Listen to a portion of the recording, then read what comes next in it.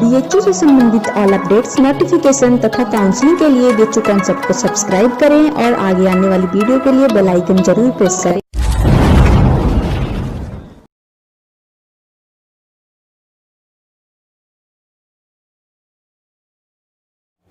Hello friends, मैं प्रज्ञा BHU concept के YouTube channel पे मैं आप लोग का बहुत बहुत स्वागत करती हूँ।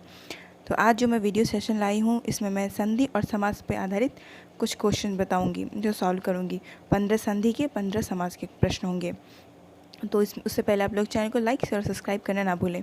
और इससे पहले भी मैंने वर्णमाला और प्रमुख पंक्तियाँ और तत्सम तद्भव इन सब पे वीडियोस डाला है, वो भी आप लोग देख लीजिए, वो भी आपके लिए बहुत फ़ायदेमंद होगा एग्ज़ाम की दृष्टि से। तो आइए हम आगे बढ़ते हैं, अपना पहला क्वेश्चन देख लेते हैं। पहले हम संधि से स्टार्ट करेंगे। 15 क्वेश्चन तक हमारा संधि रहेगा, फिर 15 हमारा समास रहेगा। तो हम पहला देखते हैं, संधि से शुरुआत करते हैं। तो संधि हमारा पहला प्रश्न है, यहाँ उच्छ्वास का संधि विच्छेद है। तो हमें यहाँ उच्छ्वास का संधि विच्छेद बताना है कि उच्छ्वास का संधि विच्छेद क्या होता है। तो उच्छ्वास का जो संधि विच्छेद है वो होगा उत् धन श्वास। क्या होगा? उत् धन श्वास, और इसमें होगी व्यंजन संधि। तो आंसर नंबर ए ये सही होगा, एक का। दूसरा प्रश्न है, विधुर्मी का संधि विच्छेद है। आपको यहाँ विधुर्मी का संधि विच्छेद बताना है कि इन चारों में से कौन सा है। तो इसका आंसर नंबर ए ये भी सही होगा, वधु धन उर्मी, वधुर्मी, और इसमें है दीर्घ संधि का इसमें प्रयोग हुआ है। तो जल्दी जल्दी आप लोग भी इसे पहले खुद से बना के देखिए और मुझे कमेंट में बताइए कि आप लोगों को कितना सही हो रहा है। ठीक है, तो आइए बढ़ते हैं, अपना तीसरा प्रश्न देख लेते हैं। हमारा तीसरा है, दो वर्णों के मेल से होने वाले विकार या परिवर्तन को क्या कहते हैं। तो यहाँ बताना है कि दो वर्णों के मेल से जो विकार या परिवर्तन होता है उसे क्या कहा जाता है। तो 3 का ये आंसर नंबर 1 होगा, संधि। तो आंसर ए ये सही हुआ, तीसरा। चौथा प्रश्न देख लेते हैं, व्यर्थ में कौन सी संधि है। आपको यहाँ बताना है व्यर्थ में कौन सी संधि प्रयुक्त हुई है। तो चौथा जो प्रश्न है इसका आंसर होगा बी, यण संधि। कौन सी यण संधि व्यर्थ में प्रयुक्त हुई है। पांचवा प्रश्न है, यशोदा में कौन सी संधि है। आपको बताना है यशोदा में कौन सी संधि इन चारों में से। तो हम देख लेते हैं, हमारा जो आंसर होगा वो विसर्ग संधि होगा। कौन सा? विसर्ग संधि। यशोदा में विसर्ग संधि प्रयुक्त हुआ है और इसका संधि विच्छेद होगा यशः धन दा, यशः धन दा, यशोदा। ठीक है, तो आंसर नंबर ए ये सही होगा। आगे बढ़ते हैं, छठवां प्रश्न देख लेते हैं, पर्यावरण का संधि विच्छेद क्या है। तो आपको यहाँ पर्यावरण का संधि विच्छेद बताना है। तो पर्यावरण का जो संधि विच्छेद होगा वो होगा परिधन आवरण। क्या होगा? परिधन आवरण।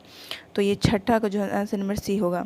इसी प्रकार हम सातवां देख लेते हैं, आगे है ये है सातवां, पवित्र का संधि विच्छेद है। यहाँ आपको पवित्र का संधि विच्छेद बताना है कि पवित्र का संधि विच्छेद क्या होता है। तो इसका होगा पोधन इत्र पवित्र।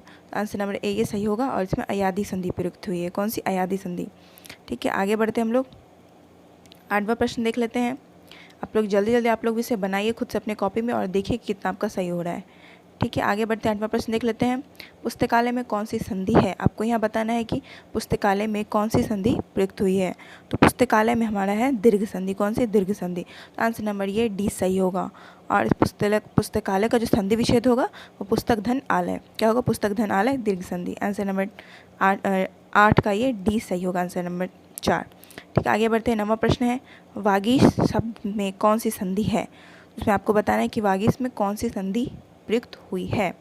तो चारों ऑप्शन में से जो हमारा होगा वागीश में हमारा है व्यंजन संधि। कौन सा? व्यंजन संधि। तो आंसर नंबर 9 का ये आंसर नंबर डी ये सही होगा, और वागीश का संधि विच्छेद होगा वाक धन ईश। क्या होगा? वाक धन ईश, वागीश।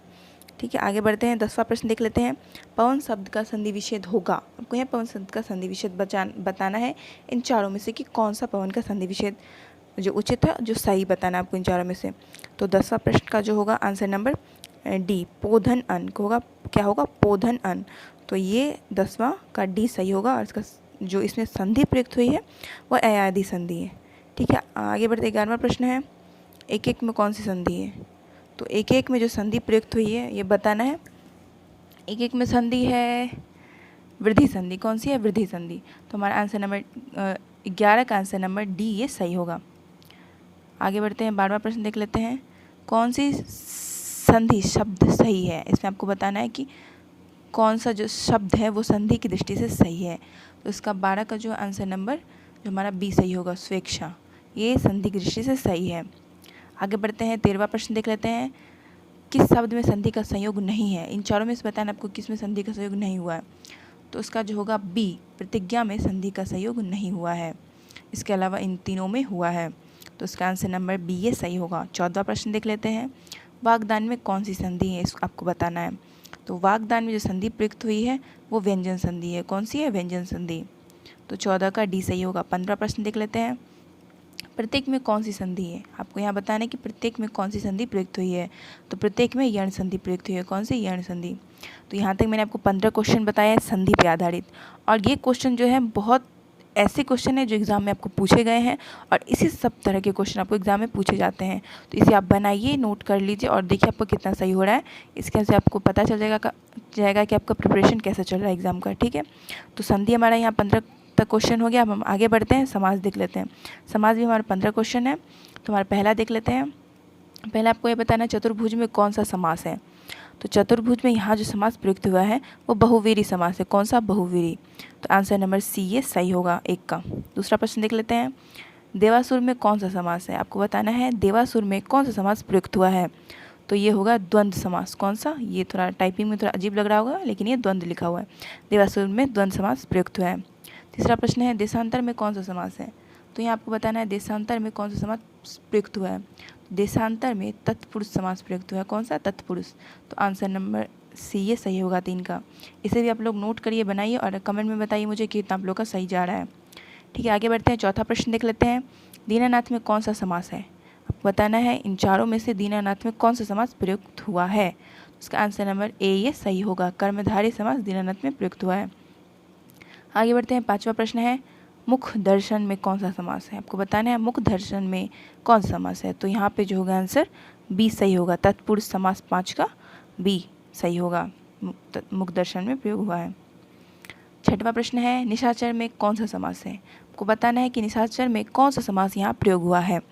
तो निशाचर में जो हमारा है वो बहुवीरी समास है। कौन सा है? बहुवीरी। तो 6 का डी आंसर सही होगा। आगे बढ़ते हैं। 7वां प्रश्न चौराहा में कौन सा समास है। तो बताना आपको चौराहा में कौन सा समास प्रयुक्त हुआ है। तो जहाँ 4 राहें मिलती है उसे चौराहा कहते हैं। तो यहाँ जो होगा वो द्विगु समास प्रयुक्त हुआ है। कौन सा? द्विगु। तो आंसर नंबर डी ये सही होगा 7 का। आगे बढ़ते हैं। 8वां प्रश्न 10 मुख में कौन सा समास है। 10 मुख में कौन सा समास है। जिसके 10 मुख है, मतलब जो 10 मुख, जिसके 10 मुख है उसके लिए प्रयोग हुआ है 10 मुख। तो यहाँ पे कौन सा समास में बताना है। तो इसमें जो होगा हमारा होगा बहुवीरी समास। कौन सा? बहुवीरी समास 10 मुख में। ठीक है, आगे बढ़ते हैं। जो है 9वां प्रश्न है आजन्म में कौन सा समास प्रयुक्त हुआ है। तो आजन्म मतलब जो कभी न जन्मा हो, जिसका जन्म ना हुआ, तो आजन्म। और इसका जो आंसर होगा 9 का, आपको बताना है आजन्म में कौन सा समास है। तो आजन्म में अव्ययी भाव समास है। कौन सा? अव्ययी भाव। 9 का डी ये सही होगा। 10वां प्रश्न है चतुर्भुज में कौन सा समास है। आपको बताना है चतुर्भुज में कौन सा समास प्रयोग हुआ है। तो चतुर्भुज में जो हमारा बहुवीरी समास है। कौन सा? बहुवीरी। तो 10 का ए सही होगा। आगे बढ़ते हैं। 11वां प्रश्न है विद्यार्थी में कौन सा समास है। आपको बताना है कि विद्यार्थी में कौन सा समास प्रयोग हुआ है। तो विद्यार्थी में तत्पुरुष समास है। कौन सा? तत्पुरुष। तो 11 का ये सी सही होगा। 12वां प्रश्न है चक्रपाणी में कौन सा समास है। आपको बताना है कि चक्रपाणी में कौन सा समास प्रयोग हुआ है।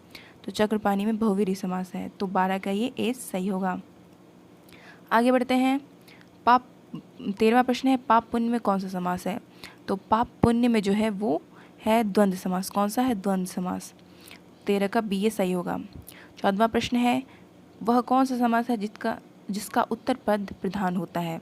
तो आपको इसमें बताना है कि किस समास का उत्तर पद प्रधान होता है। तो वो तत्पुरुष समास है। तो 14 का सी ये सही होगा। देखिए इस वीडियो में मैंने डिटेल से आपको नहीं बताया कि क्यों प्रयोग हुआ है और क्या क्या जो उसके रूल होते हैं समास के सारे जो लगते हैं, और किस प्रकार उत्तर पद या पूर्व पद प्रधान जो भी होता है मैंने अभी डिटेल में इसलिए नहीं बताया क्योंकि देखिए अभी आपका एग्ज़ाम बहुत नज़दीक आ गया है। तो आपको अभी क्वेश्चन जितना रिवीजन करिएगा उतना ज़्यादा आपके लिए सही होगा।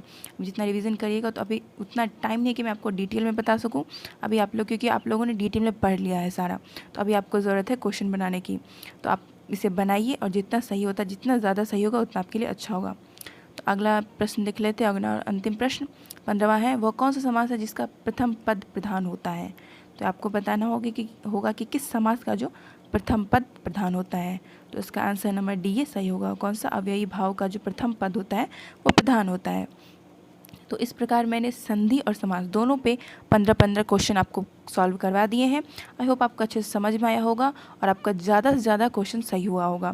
तो मुझे प्लीज़ आप लोग कमेंट में बताइए कितना आपका सही हुआ है, और जो भी कन्फ्यूज़न है सब मैं क्लियर कर दूँगी। सो आप लोग अपने स्टडी पे अच्छे से ध्यान दीजिए और BHU क्रैक करिए। So thank you so much.